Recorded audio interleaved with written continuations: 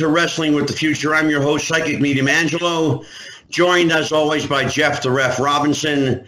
Our friend Mike Messier joins us along with Shane McKenna from the Facebook Wrestling Fans page and a member of that page, Susie Holtberg. And Susie, I hope I'm saying your name properly. Yep, you did. Okay. If you watch the show regularly or listen to us on a daily basis, you know this is not the usual introduction.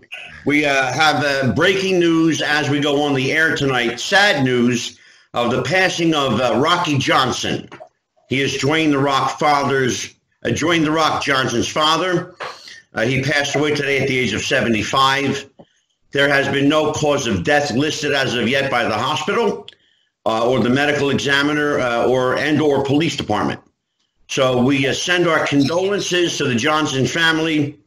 In a related news story, Scott Teal, who was writing a book on Rocky Johnson, abruptly stopped writing that book, and as a member of the Cauliflower Alley Club Board of Directors, resigned over that book. We will have information next week on the show as to why that transpired. In fact, we may have information as early as tomorrow night when our guest will be Nicola Roberts' baby doll. But for tonight, we extend our condolences to the Johnson family on the loss of Soul Man Rocky Johnson. Jeff, take it away, Jeff. This is kind of your baby tonight. All right. Well, tonight we are going to be addressing basically social media and how it plays in today's wrestling world, and along with just kind of the direction that it's taken as far as from when some of us grew up being a fan versus now, and how it's affected, I think, in the wrestling product in general. And then, I mean, as you know, we got the guy here, Shane, who's in charge of the Wrestling Fan page. How long, real quick, Shane? I'm just going to get into that really quick, which I just actually did it in memory of Rocky Johnson for NXT, just to let everybody know. Shane, how long have you had that group in effect on Facebook? Yeah, hey guys, thanks for having me. Great.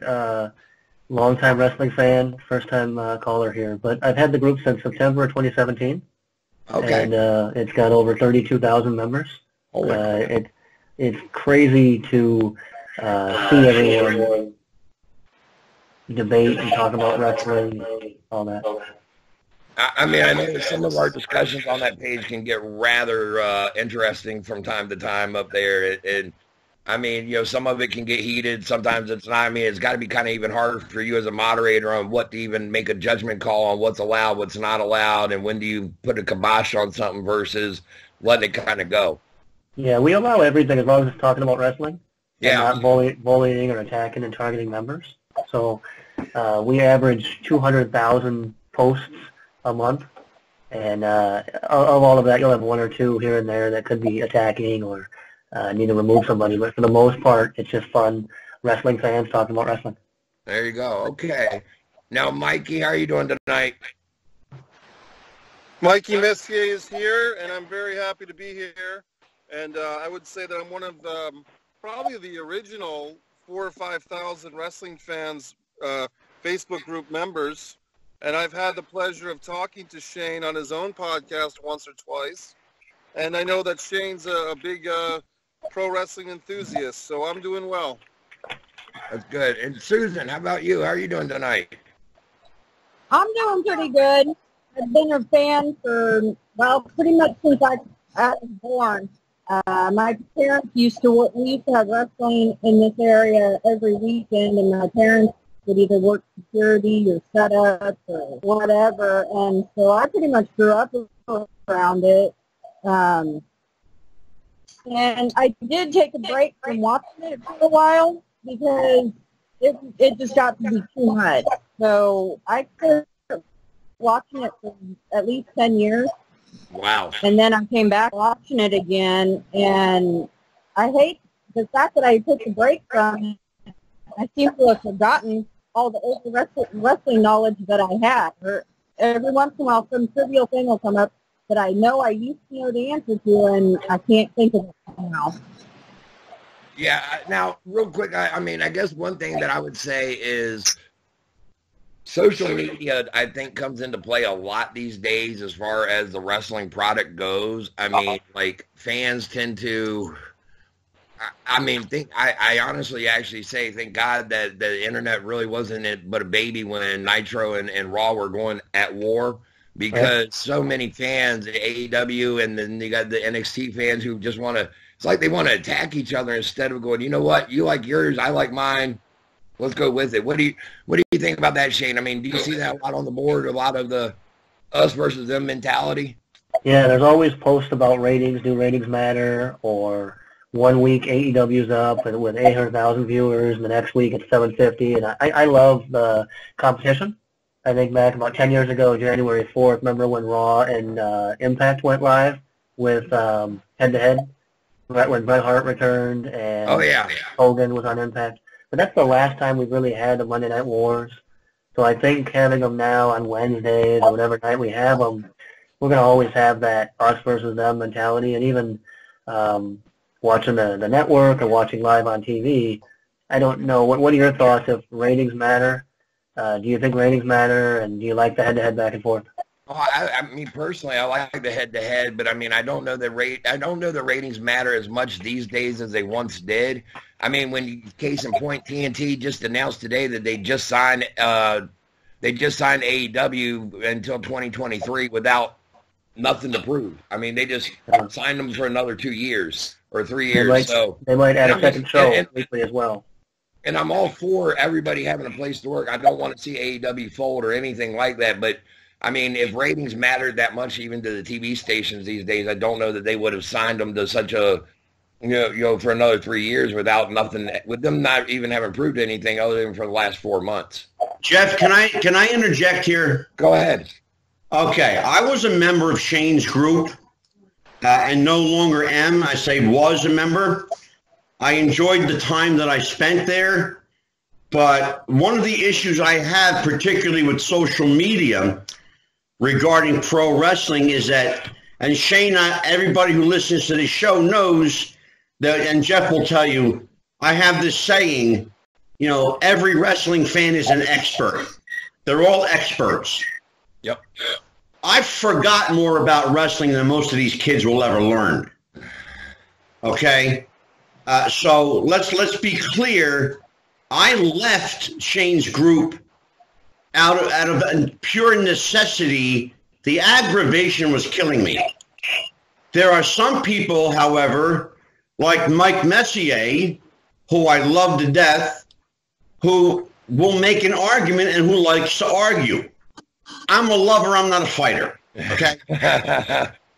I have no interest in fighting with anybody.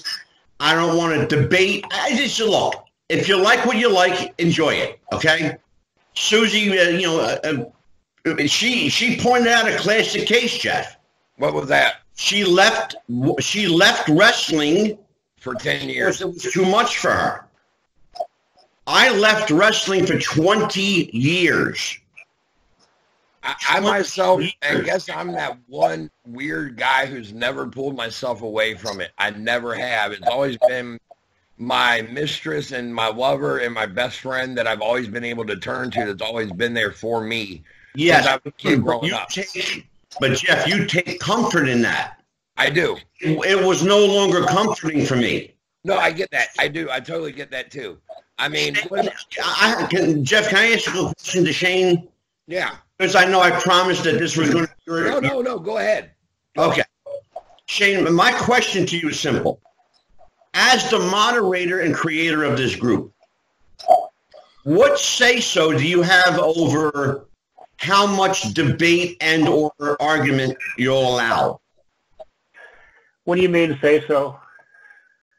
What's an example? What input do you have over how much you'll... I guess it's kind of what I was asking. How much do you let them get away with before you finally put a kibosh on it?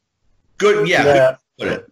I let a lot go on until somebody messages me on the Facebook Messenger or until they report a comment or things like that. So it's hard to see 175 or 200,000 comments a month. It's hard to go through that and comb through it and look for There are keyword alerts now where you can put in certain words and be notified about that. But even that, do I want to comb through that, and do I enjoy doing that? So the short answer is everything goes, and they have it out, have fun, enjoy the group. If someone's really giving you a hard time, block them or shoot me a message or report a comment. Does that answer your question? It does for me. I mean, what about you, Angelo? Thank you. Mike or Susie, is your experience different, or is that your experience? Well, I guess I'll jump. Go ahead, Susie. I was going to say, my experience in the group, I'm actually not on there as much as I used to be, because for a while when AEW was getting started, people would comment on things, and I would remark, and I would get jumped on. Yeah. It was like they started bashing me, calling me all kinds of names and stuff, and I would fight back with them for a while, but then it's just like, I don't have time for this. I'll just do something else instead. And so I have another group that I spend quite a bit of time. And we get in arguments in that group, but it's not as bad as sometimes that it is in wrestling things. Okay, makes sense. Jeff, I have a question for you. Go. What is it about social media that's so divisive when it comes to wrestling? I have really, I mean, I think social media is probably, with wrestling fans, is probably where you're going to see some of the most passionate people you will ever see in any walk of life.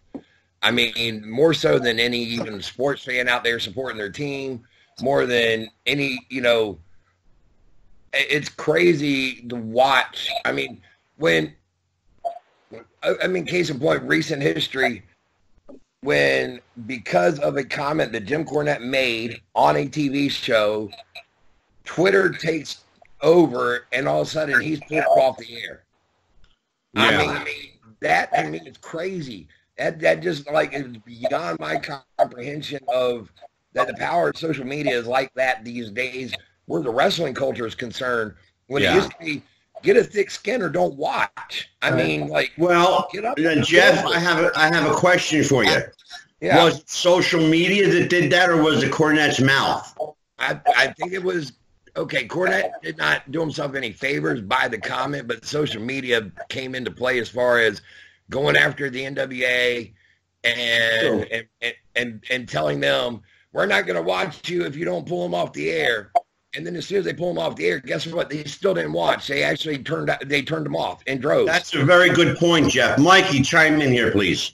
I guess my thought is that for me, I enjoy provoking people. And Shane's group, along with other groups, why not provoke people? To me, I mean, I remember going to the Baltimore Arena and you'd have Rock and Roll Express fans getting into shouting matches with Tully and Arn fans. You'd have Barry Windham fans about to fist fight with Great Muta fans in Asheville, North Carolina. So for me, it's like an old-fashioned hockey game, the Flyers versus the Capitals in the 1980s. There should be a little bit of testosterone, a little bit of machismo amongst the fans. And if it's keyboard warriors and that's all it is, that's fine. But I think that we live in a society that demands politeness, political correctness, watch your P's and Q's, don't upset anybody. We're always being videotaped everywhere you go. So if a social media forum like on Facebook for professional wrestling, which, believe it or not, folks, is based on conflict, if that's where people can have a little bit of fun and let their hair down and insult somebody, then that's fine. That's all good fun.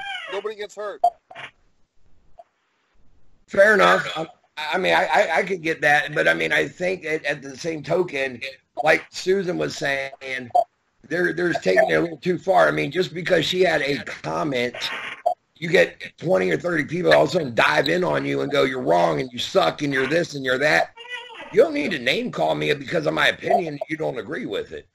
Well, I may not agree with something you say, Mike, but I'm not going to sit there and go, well, look here, you suck, and so does your mom and your dad and your cat. I'm not going to go and insult everybody, just because your opinion's different than mine.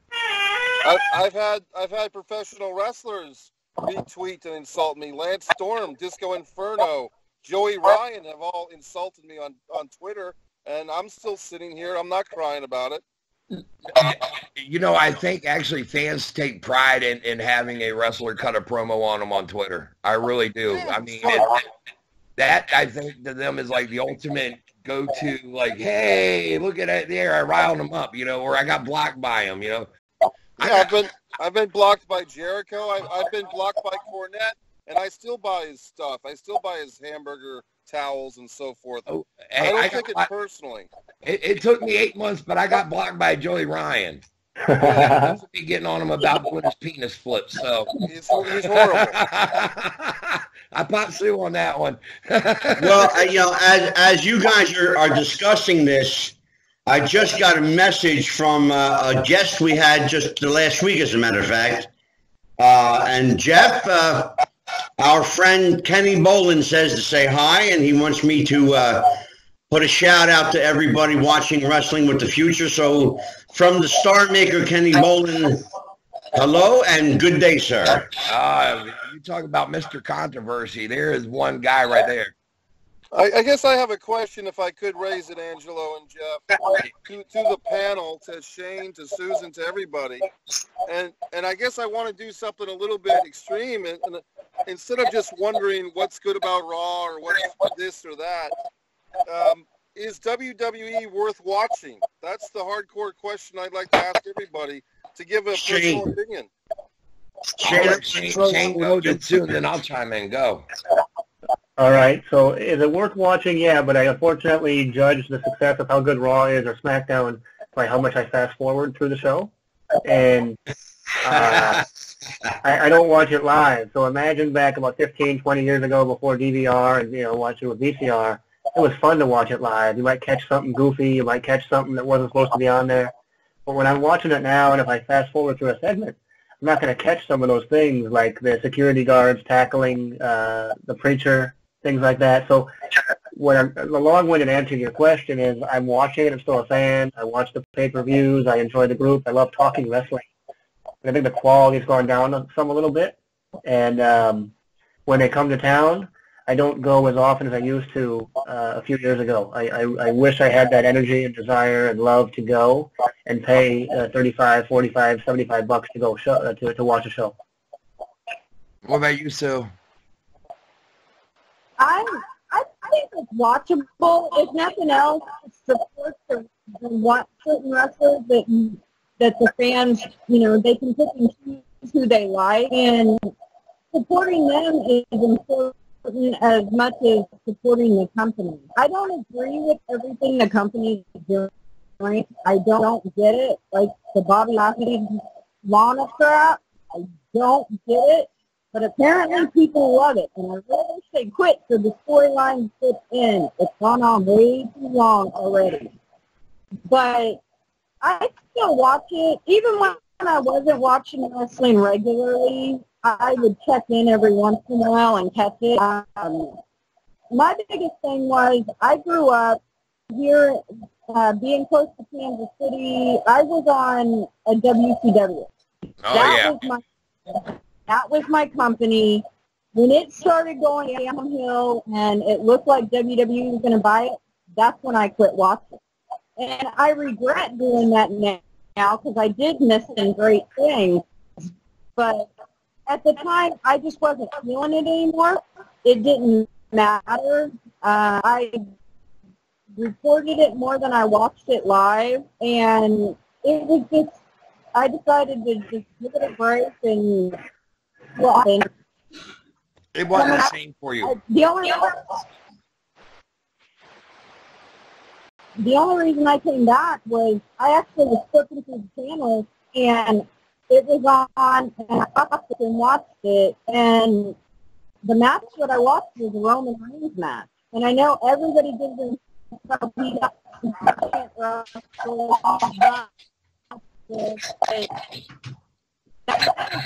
was a big guy, and he could do things that other people that they did back in the day.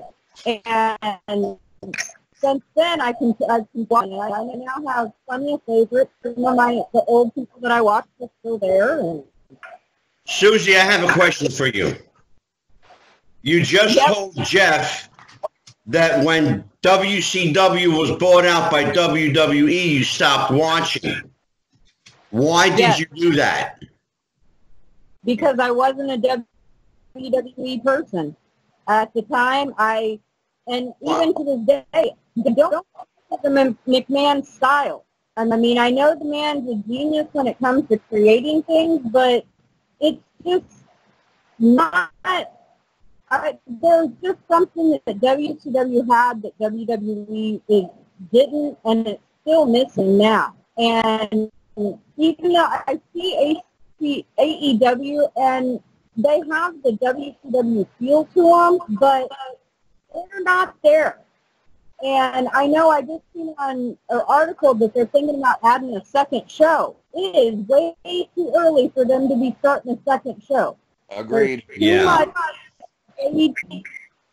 Shane, do you hear the argument that Susie is making? Do you hear that on your site? Yeah, certainly. I agree. I think it's too early to start a show, but comparing AEW now to where WCW was over, 15, 20, 30, 40 years isn't a fair comparison, but I do have some of the look and feel of WCW, I think. But no, what she's saying is very common trend and very common. People were either WWE fans or WWF at the time and WCW, and some guys watched both. And like Susie's experience, she was a WCW fan and wasn't a diehard WWF. But somehow came back.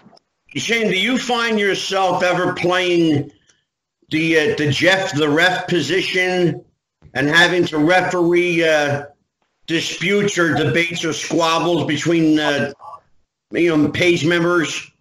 When do you get called into it? Not really. I mean, I'll let Mike answer that. Mike kind of sees from the sidelines my moderating, but again, I let everything go until, as you've experienced, unless there's really bullying or name calling or racist comments. I do have alerts set up, and it says now keyword alerts in the group. I can click on that and go through certain kind of words that could come to your mind right now that you want to be alerted for. But there's not fun in that, in my experience, going through and removing a comment unless it's really far out there. Mike, what's your experience with my moderating? I think Shane's a good moderator, and I think one thing that I admire about Shane for the last couple of years is that I believe Shane's the only moderator in Wrestling Fans. He's a one-man show, and he's moderating 32,000 people in there. And that's impressive. Got the types like Chris Old from the UK, and you got the types that if Mike Messier posts something, they're immediately going to shut it down or be offended because they know my history of provoking and asking the tough questions that a lot of wrestling fans, in my opinion, don't want to ask themselves, which is point blank. If we're not enjoying this show, whether it's AEW Dynamite or Monday Night Raw or any other show, why watch it? And sometimes what I've experienced in Wrestling Fans, to give people a little inside baseball type of thing, is that it's more fun a lot of times to check in there after a Monday Night Raw that's god-awful or a pay-per-view that's comes up a bit short. It's more fun to see the depression and the sadness of disappointed wrestling fans and provoking them and saying, why did you guys watch this? I mean, Shane remembers when I started Raw Protest a couple of years ago, and people were offended that I would tell people to live their own lives instead of being adherent to the Vince McMahon Northeast wrestling. And as Susie has lived her life, remembering the good old days of Dusty Rhodes, Magnum TA, Nikita Koloff, Ted DiBiase before he was the $1 Million Man, back when he was hitting people with a loaded glove, Ronnie Garvin throwing a popcorn into the Ted DiBiase's face in Baltimore. Those were the real professional wrestling days. And what I try to do, everybody, is I try to educate today's millennial fan that professional wrestling was better 30 years ago. And all they have to do is tap a couple of buttons to YouTube and find some good Crockett Cup 87, some Bunkhouse Stampede 86, and enjoy wrestling the way it should be, which was not in this generation. And I just wish more wrestling fans would take the time to watch Starrcade 83 and educate themselves on how professional wrestling should be. Well, why don't you tell us about your angry wrestling fan gimmick there, Mikey? Well, it's not even a gimmick. It's a way of life, and it's I feel as the angry wrestling fan that I'm speaking for a lot of people, for the silent masses who have been shut down and constantly disappointed. Susan tonight has told us about it, and I don't know if Susan remembers or was old enough to remember Black Sunday, when Vince McMahon came onto WTBS and ruined professional wrestling on WTBS with his god-awful WWE product or WWF product. But that was a dark day that soured the territory system. Black Saturday. Black Saturday, thank you. Here's the thing, though, Mike. Is it your job to sit there and tell fans that they're wrong for watching it or liking it today? Is that your job as a fan? Or can you just sit back and go, you know what, y'all like it, so be it. I don't care for it. Enough said. It's a personal responsibility that I take upon myself because of the humanity that I feel for today's wrestling fan. Because I know when I was a youth, Jeff, and I didn't know any better, I remember thinking that Terry Funk, what's he doing wrestling Ric Flair in Baltimore? Terry Funk was a guy that lost a Moondog spot at the Wrestling Classic 1985. Why is he getting the world title match with Ric Flair? And someone had to educate me and take me aside and show me the evolution of Terry Funk. So I feel like I'm passing the baton of wrestling knowledge to these young, idiotic millennial fans who don't know any better. I'm trying to educate these little bastards. Well, I hear you, and I want it too, except for, I mean, you know, some of them, if you come at them with a direction of, this is why it was better because of, and you can give them an example of, we'll just say Susan, myself, whoever, when we would go to our local arena and would be sold out at 10, 15, 20,000 people on a weekly basis or a monthly basis, that's what we remember. That's what we grew up loving. That's what we liked. And we want it back again. And it will never happen. No.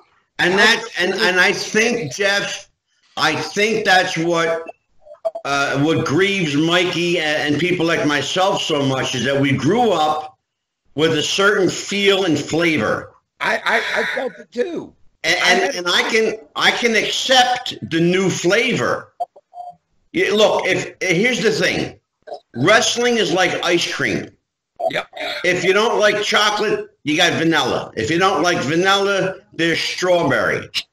If you don't like any of them, there's Rocky Road. There's all kinds of flavors out there. You know, and Mikey, you really have to like stop being so shy and speak your mind, you know. Well, look, I remember, and I don't know everybody's situations, but I remember going to the Baltimore Arena and having chills up my young spine, knowing that with 13,000 other hardcore wrestling fans in Baltimore, we were about to go see the Road Warriors wrestle with their spikes on and destroy the Midnight Express, and we knew that we were in town for a fight. And these fans who go see Joey Ryan flip people around with his magical penis, and they go to see Tommaso Ciampa take his thumb and stick it up Jushin Liger's buttocks, and they go to see Candice LeRae or Candice LaRue and all these women wrestlers who couldn't carry Medusa's gym bag, or they couldn't tie Wendy Richter's boots to her feet. These young wrestling people, these immigrants to my sport, think that they're going to take over with their millennial misinformation about what is and what isn't professional wrestling. I'm sorry, these NXT War Games are not war games. If you're going to have war games, there has to be blood, juice. Someone has to take a razor blade and slice their forehead open to entertain me. I don't see, unfortunately, in this day and age, the minute they go to start slicing, the minute they start slicing their head, you're going to have a group of fans that go, oh, they're encouraging cutting themselves. Oh, we can't do that. And look at what happened. Moxley and Omega had their battle. I mean, I've seen that way worse than that. In fact, some of that I didn't even consider to be a hardcore match. But yeah, look at what action it got. Shane, bring some civility to this. I think, Mike,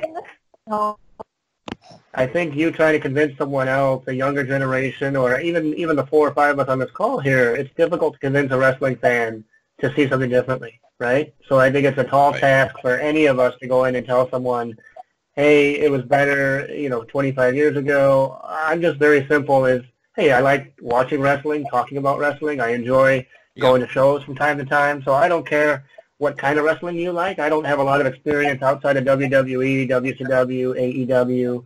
I don't watch New Japan or others. Right. But if you like wrestling, it's a place to come together and talk about wrestling. Yeah, Jeff, I have a question for you. Go. Okay. I've never addressed this before, but you're the perfect guy to address it to. There are a group of wrestling fans today called loyalists. You've got AEW loyalists, WWE loyalists, New Japan loyalists. Is that encouraging or is that destructive to the wrestling culture? I think it's kind of destructive to a point because if you're so loyal to one brand and you're not willing to branch out and look at other products and what else is out there, then you're doing yourself a disservice as a wrestling fan. You're missing out on what could be and what you could actually enjoy. I mean, that's like, I mean, there are independent loyalists that are like, oh, I'm only going to go to indies. Screw the big guys. Okay. Why are you going to have that take too? I mean, that's kind of a hot take to be going, Well, bring up a good point, Jeff. There are people that are indie wrestling loyalists. All they do is go to indie shows. And trust me, I love them to death because they come out to our shows. And, me being affiliated with VCW, I mean, we have our loyal fan base that we can count on to be there at every single one of our shows. And I love them. I love every one of them. But there comes a time where some of those loyalists can almost be a cancer for their brand.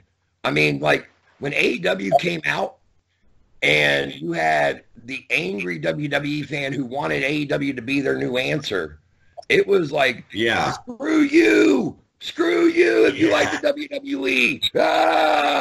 I hate you right? out there. You like the WWE and anything they do. Rah!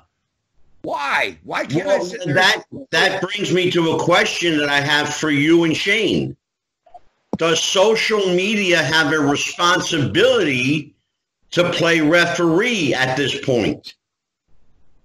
Go ahead, Jeff. Oh man, I don't know that they got a response. I think that they just some. I don't know about a referee per se as it is. When I say social media, I mean like Facebook, Twitter, Instagram. I think that you're going to have your loyal fans, and then you're going to have people that defend them, and then the people that are against them. I think the loyal fans turn people off from their brand quicker than anything else. I agree. And I mean, I had a friend of mine. He compared wrestling loyalists to the Dallas Cowboy fans. He said, whereas we got our 5 rings, we haven't been to the playoffs in 15 years, but we got 5 rings. Yeah, look I hear you. over here. And you better like the Cowboys because everybody else sucks. Okay, I'm sorry. I mean, I like the Redskins. I admit they suck. I'm okay with my 3 rings. And I don't need you to tell me why your team is better than mine. So. But I don't know that you can referee on social media, but so much. I mean, everybody has should have a voice, and it's a matter of how loud are you making your voice, and are you using it for the betterment and the good for the good. There you go. Versus, yeah, Angelo, I think social media is great for wrestling. Think about Halftime Heat we had recently brought back, Halftime Heat, or the network. Think about the WWE network. Now we have Disney Plus. Was kind of came from the success of Disney Network. But if it weren't for the social media, we wouldn't see some of these dream matches or this network or the content available. So I think it's just a forum for people to go there and talk wrestling. So I don't think I need a referee. But if it weren't for social media, I think we wouldn't have the content we have today. Yeah, well, Mikey, you're chomping at the bit. Go ahead. Well, I have one more thing to chime in, and I'll let Mikey go. Hang on. Yeah, go ahead, Jeff. I'm sorry. Social media does also work to the benefit of a lot of the wrestlers today, the indie boys especially. Yeah. Case in point, Jordan Oliver and the clip that went viral. Because of that clip, Jordan Oliver has now gotten booked overseas. And whether you like his style or not, that's not for anybody to judge. True. He was able to pick up bookings because of it. And I'm all for them using social media to get, if that is able to get them over, by all means. Yeah. Jeff, is that the new booking tool, do you think? I think that a lot of the younger generation, the millennials that Mikey's so against there, the millennial wrestler, are actually using it to their advantage. They're using it to get work. Yeah, I mean, because, okay, back when I started out as a referee, it was, mail me your tape, brother, and I'll let you know if I can give you work. Or, just show up, and if I got a spot for you, I'll give you one. And I may drive 5 or 6 hours to your show for you to go, sorry, brother, I ain't got nothing for you to do. Right. Yeah. Now I can sit there and go, here's my YouTube link. Here's a 5-minute clip. You tell me if you want me or not. Yep. Yeah, and you know what, Jeff? Having promoted for 22 years, I can tell you, I'm the guy that used to have to go through those tapes and headshots. And if you had, 17, 18 guys on your show that night, and 5 guys just showed up with their gear bag, you tried your best to give everybody something to do, but it's damn near impossible when you've got a loaded card. Well, I was going to – go ahead, Mikey. I guess I wanted to chime in on a couple of topics that came and went before I got to chime in before. Well, bring them back, Mike. Okay, well, I wanted to say, first of all, Rocky Soulman Johnson was one half of the first African-American WWF World Tag Team Champions with Tony Absolutely. Atlas. They were, in fact, called the Soul Patrol to some extent, although that nickname wasn't prevalent often. It was usually just Johnson and Atlas. Right. Rocky, before that, Rocky Johnson had a feud that was really an overlooked feud these days, and even at the time, with Magnificent Morocco, and it was actually kind of a warm-up feud to warm up Morocco for Jimmy Superfly Snuka and eventually Tito Santana. But a lot of people talk about the Snuka-Morocco feud, but they forget about the Johnson-Morocco feud. That was a great feud. Rocky Johnson actually teamed up with Special Delivery Jones in the Capitol Center in Landover, Maryland, in main event matches against Playboy Buddy Rose and Ray the Crippler Stevens. Johnson, Atlas, and SD tag teamed, the 3 of them, against the Wild Samoans, and that was the final match on a show that also included Bob Backlund defending the world title against Ivan Koloff, and a Snuka-Morocco match. So Rocky Johnson was a big-time player. Unfortunately for Rocky, he kind of peaked a year or two, or probably about 3 years before WrestleMania 1. So it's one of those guys, Rocky Johnson, a few others, who peaked a little bit too soon to really cash in on some of those big paydays and the pay-per-view and all that. Yeah. The other thing I wanted to talk about, guys, was this AEW adding a second show. I'm going to offer a differing opinion. I think that it is good that they're going to have a second show because guess what? They're already doing a second show. They're already doing AEW Dark on YouTube. So as long as they're providing content already, why not maximize your audience? Why not? And I think the thing that you have to look at... Time out. The same thing that happened with WCW is going to end up, and the same thing has happened with WWE. Thunder? Eventually have too much content out there and you're going to burn out your fan. Well, Jeff, Mikey brings up a point. He talks about AEW Dark being on YouTube. Yep. Now, let us all remember that NWA Power is also on YouTube, and in all honesty, not doing all that particularly well. So is YouTube even a player in the wrestling market, Shane? Yeah, I would say, again, like AEW After Dark on Tuesdays. I thought WWE had some versions of online content to YouTube, or I thought, didn't the 24/7 title start out online, and now it changes online sometimes. It does from time to time. It's pushing people to Facebook. The only other major one right now is MLW that has YouTube coverage, but MLW has also they're on the BN network as well, which is on cable. So, Jeff, is YouTube legitimate coverage? I think it is. Mikey, your thoughts? Well, here's my thoughts, guys, and let me finish my point here. The reason why we're looking at this from our own perspective, like, hey, we're already investing 2 hours of AEW a week into our wrestling watching schedule, and we don't want to do that. That's how some of us are looking at that. What I want you to do is to look at it from the network's perspective. Professional wrestling, no matter what the group, is always going to get a minimum number. Okay, you could have AWA on these days, and a minimum number of fans will watch it because, quite simply, they're addicted to wrestling.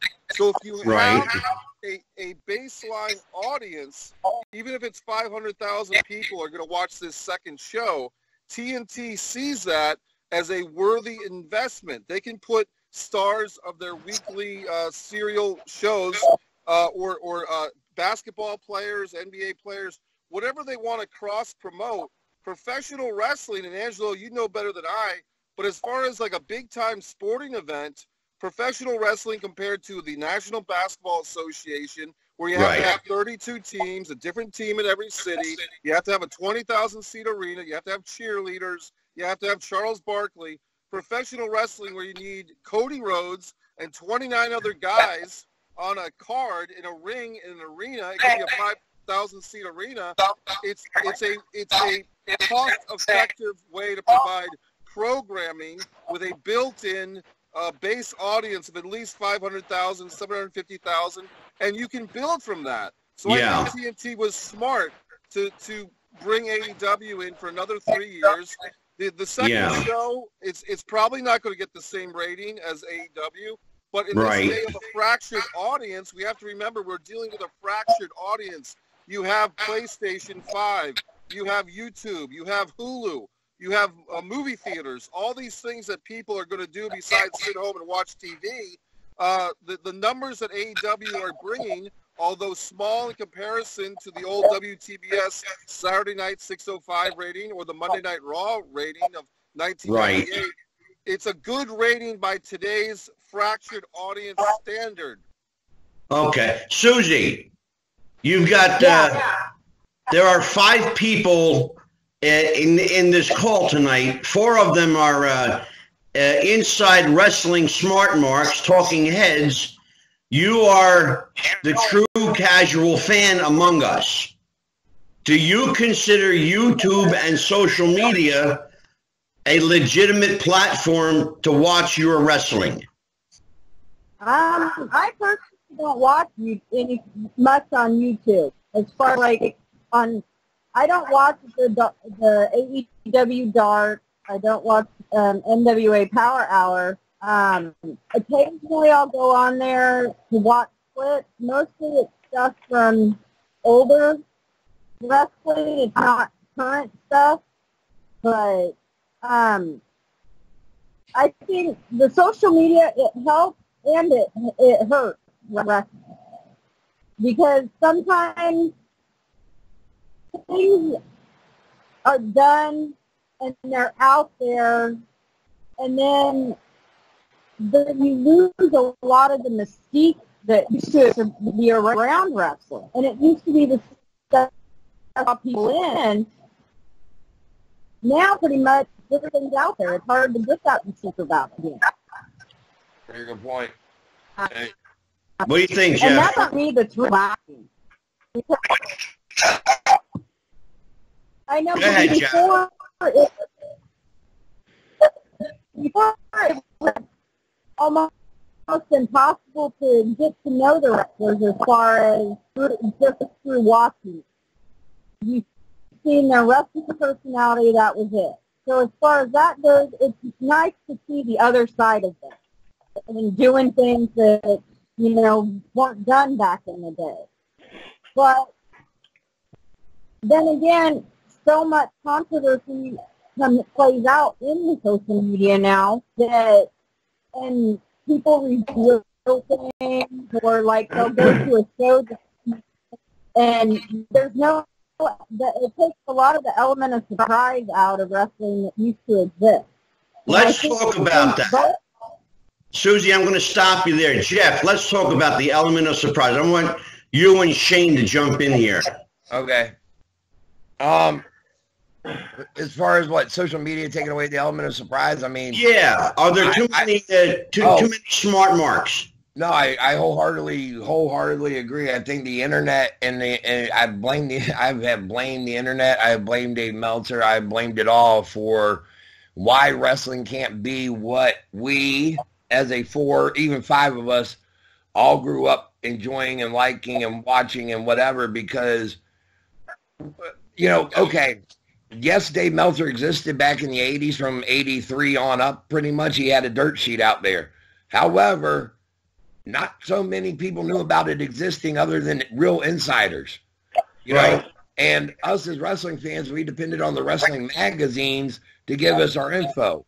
And then there became a thing in the 90s where it was the wrestling news hotlines, and not the 900 numbers, but people's homes where they would report from Meltzer's dirt sheet. So you would call up and it was like literally on their answering machine, and you would call up and hear it for like a 5-minute clip of whatever was going on.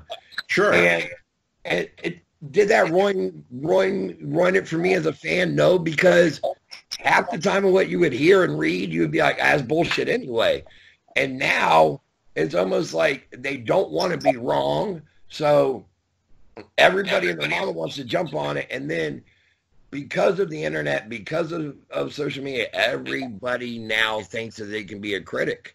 And your take on what may be a favorite match of yours may not be mine.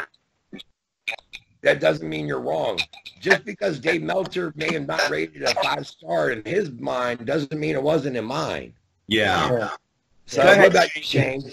Yeah, I think you're going to have that for years and years and years. I think we would have had that back in the 90s as well if there was a platform for it. I think the WWW just got started back in the late 90s, early 2000s. I think we would have had those kind of debates then too. But conversely, think about CM Punk returning a few weeks ago to Backstage. I didn't watch Backstage until I saw CM Punk return. Right? So because I saw CM Punk on social media, I then tuned into this Backstage app or the show. Or DDP, Diamond Dallas Page returned last week. So it's cool to see a few things that are not spoiled, or where I see, Diamond Dallas Page is wrestling tonight. So I'm going to tune into AEW because there's certain things I'm getting glimpses of because of social media. So for me, it's an extension of watching the show. The last thing I'll say. Susie, let me ask you a question. Has social media in any way influenced your opinion of a particular wrestler? No, I make opinions about them. I'll see things and think, okay, maybe they shouldn't have done that, or they shouldn't have said that, or I get why people are saying that, but to me, I make my own opinion, and I'm not afraid to express my opinion. I will go in there and I'll deliberately know that they're going to jump on me for my opinion, and I'll still post it. And I'm waiting for it. Sometimes I'll even tag at the bottom, feel free to attack or whatever, I'm ready, or something like that, just because I know it's coming. But I don't let people affect my thoughts on any one particular wrestler that way, no. What's your take there, Mikey? I mean, do you think social media has kind of ruined it for the modern fan as far as them being able to get it out there? You're able to find out maybe the Royal Rumble spoilers ahead of time to where you're like, yeah, screw it, I ain't going to watch it now. I think social media has ruined pro wrestling less than social media has ruined a lot of other things, namely people's attention span, namely their emotional growth and their interaction with other human beings, dating. Dating, you can't even approach a young woman or an older woman in a supermarket or anywhere in person now you have to go to their Instagram page and like their Instagram modeling page before you ask them out on a date. And then you're a deviant because you actually want to go on a date with a female instead of just buying her ridiculous poster or whatever else is going on with these people. So for me, if professional wrestlers were to use social media to their advantage, and people like Chris Jericho, and to his credit, Kenny Omega, I don't give him credit very often, but about 3 or 4 years ago, Omega and Jericho worked a feud on social media. And then Jericho showed up in the Tokyo Dome, and it was a big shocking surprise, and that was a big crazy thing. If the wrestlers were to manipulate social media, and to give them a little bit of credit, MJF has done some of this, then they'd be okay. But when you see wrestlers wrestling each other in a 200 audience, a 200-person audience, and then tweeting, "Hey, bro, great match we had tonight, bro, hugs and kisses," then that kind of kills it. Yes, kayfabe is dead. Yes, we buried her a long time ago next to the corpse of Katie Vick, but we don't have to rub the salt in the wound and disrespect people and say, "Thanks for the great match, brother. See you next time I'm in town at the Waffle House." But you know what? Have a little bit of respect. Okay, but that I would actually challenge. That would actually be on the older wrestlers that are in the locker rooms today. That is on them to tell the younger generation that's coming up, don't go out there and do this shit, please. It's up to the promoter even to go, if y'all go out there and you're going to tweet about how great of a match you had other than the fans, I don't want to see it. And if you do it, I'm not going to use you again. I agree with you, Jeff. I agree. But about 3 years ago, I took issue. I paid a compliment to a wrestler. He used to be Cesaro's tag team partner of Ring of Honor, Chris Hero. Yep. I paid him a compliment on Twitter, and I said, "You're much better than some of your thumb-in-the-butt wrestling contemporaries." And Chris Hero took issue with me, and he said that the thumb-in-the-butt spot with Tommaso Ciampa, Jushin Liger, and the rest of them was a wonderful thing. That was a PWA thing in California where Tommaso Ciampa and Jushin Liger inserted their thumbs into each other's buttocks, and I took issue with that, and Chris Hero defended it. And other wrestling supposed fans, they will defend it. I mean, certain guys who come from that generation, they're going to defend it because they see it from a different set of eyes than even you or I or even older fans do. And again, though, when I say the older veterans, I mean, I'm talking, if you got a Ron Simmons on your show, it would be not, and I've seen him do it, be nothing for him to pull somebody aside and go, "Hey, you're a heel. Why are you going out there amongst the fans right now when everybody else is?" Right. You know, and that kind of thing. Guys, I've had a wonderful time, but you know what? We're getting ready to have to wrap it up, so I'm going to go ahead and let everybody get their social media plugs in there and whatnot. On behalf of Wrestling with the Future, I am Jeff the Ref. That is Angelo, Psychic Angelo over there. We are found on all your we are found on all of your platforms to hear. It's Podbean, Stitcher, Spotify, Apple. Give us a like, give us a download, give us a 5 stars, and we'd appreciate it. And we're up there on YouTube as well. And tomorrow night, our very special guest is going to be the one, the only Baby Doll. And I'm looking forward to having Miss Nicola Roberts on tomorrow night, the perfect dinner. So I'm going to go ahead and tell us about the Wrestling Fan page and everything else you want to plug there. Great. Yeah, thanks, Jeff. Thanks, Angelo, for the invite. Susie, great talking to you. Mike, as always. Quite welcome, Shane. If you are a fan of Wrestling Fans, I enjoy having discussions with you on there. If you're not yet a fan, look for Wrestling Fans on Facebook or Wrestling Fans 84, I believe, on Twitter. There you go. And Mikey. Well, Jeff the Ref, you might be within driving distance. I'm still here, yeah.